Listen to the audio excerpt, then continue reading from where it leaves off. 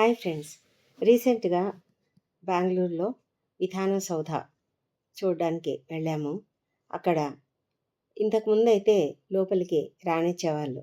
ఆ స్టెప్స్ మీద వరకు వెళ్ళి అక్కడ పిక్చర్స్ తీసుకొనడానికి వీలయ్యేది. కానీ ఇప్పుడు అలాగ లేదు. అలాగా అలౌ చేయడం లేదు. బయటనే ఆ కాంపౌండ్ వాల్‌కి ఇవతలే కాంపౌండ్‌కి మ ఆహ్, ఆ గ్రిల్ ఉంది గదా! దాని బయట నుంచే పిక్చర్స్ తీసుకోవాలనమాట. అంతా బయట నుంచే చూడాలలాగా. ఆ విధాన సౌధకు ఇటువైపు ఏమో జవహర్లాల్ నెహ్రూ గారి స్టాచ్యూ ఉన్నది. ఇటువైపేమో కెంపేగౌడ గారి స్టాచ్యూ ఉన్నది. ఆ తర్వాత కూడా ఒక స్టాచ్యూ ఉన్నది, కానీ అది ఎవరిదో తెలియలేదు. మొత్తం మీద చాలా పెద్ద బిల్డింగ్, చాలా బ్యూటిఫుల్ బిల్డింగ్. చాలా బాగున్నది. ఆ పక్కన వికసిత సౌధ ఉన్నదట. ఆహ్, చాలా బావుంది. ఆహ్, మేము వెళ్ళింది సాటర్‌డే. అయితే అక్కడ చాలామంది ఉన్నారు అప్పటికే. చాలామంది నిల్చొని అలా పిక్చర్స్ తీసుకుంటూ ఉన్నారు.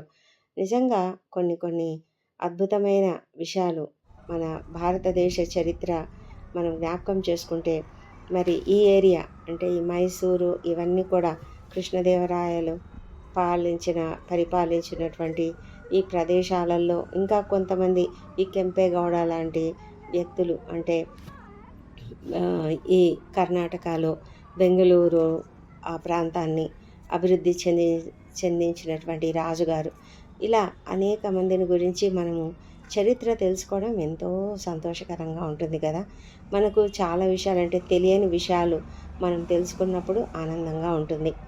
అక్కడున్నటువంటి వాటిని జ్ఞాపకం చేసుకునేలాగా ఆ పురావస్తు ఆహ్, మ్యూజియమ్స్, అలాగే అనేక ఈ స్టాచ్యూస్ ఎవరైతే పనులు చేశారో, గొప్ప పనులు చేశారో వాళ్ళ యొక్క విగ్రహాలు అవన్నీ ఉండడం మనకు చక్కగా ఆహ్, జ్ఞానాన్ని పెంపొందిస్తాయి.